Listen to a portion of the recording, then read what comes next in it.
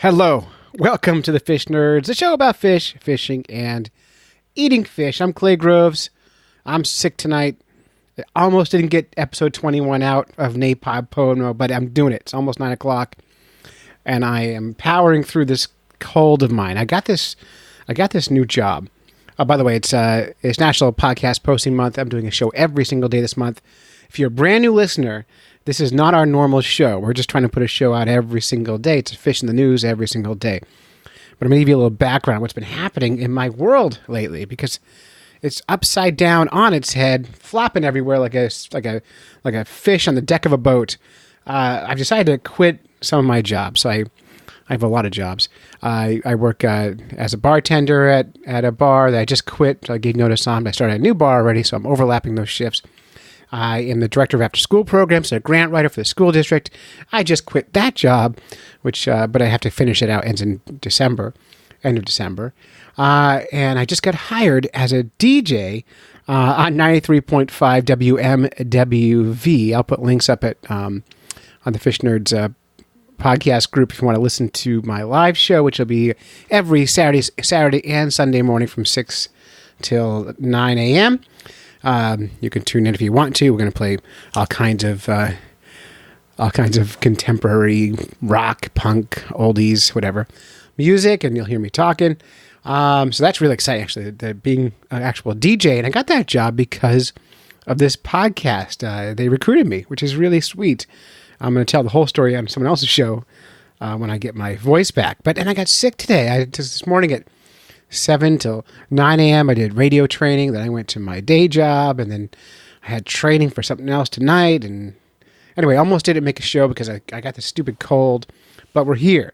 And what's really exciting about this is we're doing a show every day, and we're asking listeners to help. We have 9 days left, still time to get your voice on the show.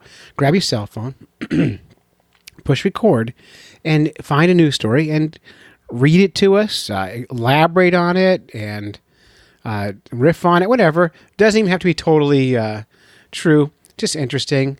And today we're super lucky because our friend Reed Sutter sent us a segment, and Reed's a fan of the show and contributes a lot to the show, and we're so happy to have his voice here, and we want yours here too. So record yourself doing a fishy news segment, email clay@fishnerds.com, and I'll use it. And even when this month's over, because I like this so much, Fish in the News from now on is always open to listener suggestions. And the way you suggest a news piece is by making it and sending it in. And I can't pay you any money. I can only allow you to plug whatever you want while you do it. So you want to reach an audience of a few thousand people a week, you can do that by simply helping us create content and getting your voice on the show. So, without any more words from me, here's Reed. And Reed, thank you so much. You saved the day because I almost couldn't get the show out today. News, fish in the news. Everybody loves their fish in the news. Hello, fellow fish nerds. This is Reed from Minnesota bringing you a Fish in the News based on an article out of the Grand Forks Herald.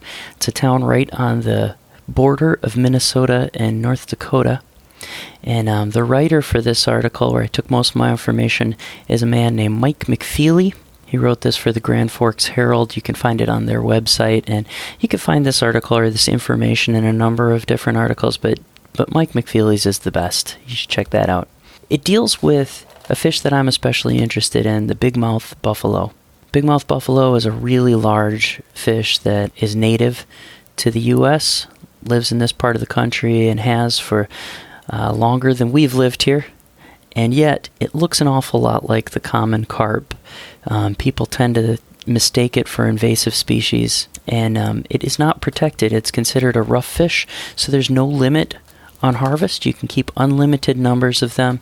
Really, the only protection that it receives in Minnesota is the general requirement that fish can't be wantonly wasted. So you can't kill one and put it back in the water or throw it up on the shore and leave it. But as long as you can take them with you, you can take as many as you want. The buffalo come up shallow certain times of year, and especially after dark, and so the regulations for bow fishing that have recently changed in Minnesota to allow nighttime and year-round bow fishing, they have made this fish especially susceptible and made them a target for bow fishermen. They're additionally targeted to some extent by commercial fishermen. Some of them are exported as a food fish, but that's a very small part of what they're used for. Until recently, they've kind of flown under the radar, and now bow fishing becoming a lot more popular. They attract a lot more attention. So anyway, the article deals with the age of the fish and some recent discoveries. Until recently, these fish had been aged by scientists using a method where they would pull a scale and then they would count growth rings on the scale. And by doing that, they figured the adult fish ranged between 5 and 20 years old, and occasionally found a fish that they believed to be older. But a North Dakota State University researcher named Alec Lackman launched a study where he would age them differently. He used the otolith bone, which is in their skull. It helps them hear. He took fish and he began using those otolith bones to calculate ages. And we'll jump into the article here. It says he began his study in 2016 by collecting bigmouth buffalo samples from several sources, including bow fishermen who were taking fish from lakes near Pelican Rapids, Minnesota. The first fish Lackman aged using otoliths was 87 years old. It was crazy, he said. The craziness was far from over. The more fish Lackman and his fellow researchers aged, the more they found bigmouth buffalo more than 80 years old. In one batch of 26 bigmouth buffalo from Crystal Lake, 25 were determined to be 83 years or older. The other fish was 40 years old. So we're going to pause there for a second. Previously, using the scale aging method, it was determined these fish could live into their 20s. Now he's finding that he's got a batch of fish here where the youngest is 40 years old and the oldest is 87. Pretty amazing. So you might be a little skeptical. He said he was skeptical as well. And so he decided to try a secondary aging method to see if it would corroborate his findings or if it would corroborate the scale aging findings. So Lackman and his team used bomb radiocarbon dating to validate their otolith readings. The dating method shows time-specific markers in living creatures that are a result of radiocarbon from atmospheric thermonuclear bomb testing in the 1950s and 1960s. The radiocarbon dating validated the earlier numbers. The final figures were astonishing. Of the nearly 400 fish aged in the study, 5 exceeded 100 years, and nearly 200 fish were in their 80s and 90s. According to NDSU, the bigmouth buffalo is now known as the longest-lived freshwater teleost, or ray-finned fish, and the oldest age-validated freshwater fish in the world. So we're going to stop there for a second. I'm just point out one of the other things he found. The oldest fish that he found was 112 years old, according to this aging method. And this is a fish that was taken by bow hunters who thought that it may have lived 5 to 20 years, really didn't have a lot of regard for it as a valued fish, and yet here it's been alive in our waterways for 112 years. Lackman says this is a paradigm shift in how we're looking at these fish and should open a discussion about their real value. They should not be called rough fish, which carries a negative connotation. They should be viewed as an ecological asset. It makes us rethink how we ought to treat these fish. And apparently that paradigm shift, that change in thinking, affects more than just me. At the end of the article, it says, I have to say, the bow fishing guys who collaborated with me on this study are all concerned they're taking fish that are this old, Lackman said. Like the rest of us, they didn't know these fish were 80, 90, or 100 years old. They're doing what's allowed under the law. Some of the guys felt bad when I told them the age of these fish. I'm hoping this research can lead to some advocacy for these fish and others that are undervalued. So, our big takeaway, let's keep studying these fish. Let's keep studying all fish, because it makes for awesome articles, fun stuff to think about. Hopefully, this has enlightened you a little bit on a fish that we didn't know this much about until just recently. So, enjoy a bigmouth buffalo. Have a great day. Be awesome. And if I can plug something, recorded an album about 15 years ago. Just recently got it up on streaming services. It's from my old band, Riveter.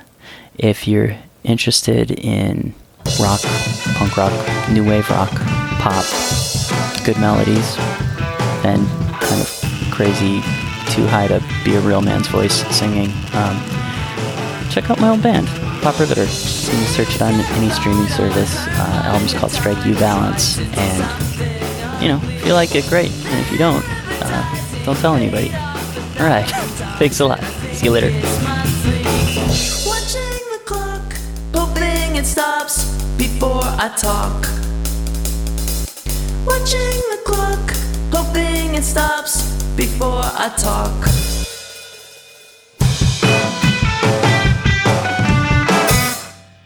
News, fish in the news. Everybody loves their fish in the news.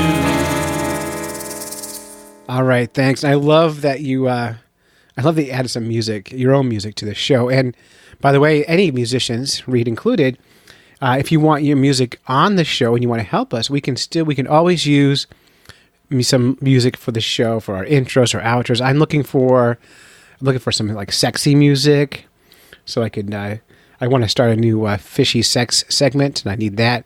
We already have news. We already have an intro. But we can use music for some fly fishing segments coming up, some music for cooking, anything you can think of for the show. We'd love some more original music for the show, and we're happy to have it. By the way, our Fish in the News music is written by North Conway's own Diana's Bath Salts, the second best band on Town Hall Road. So that's Diana's Bath Salts. Check them out. And Reed's music you can find anywhere you find your streaming music. And Reed, please go to the Fish Nerds podcast group and post links so people can find you. All right. And hey, Buffalo, Bigmouth Buffalo, a fish I need to go catch now. Fish Nerds out.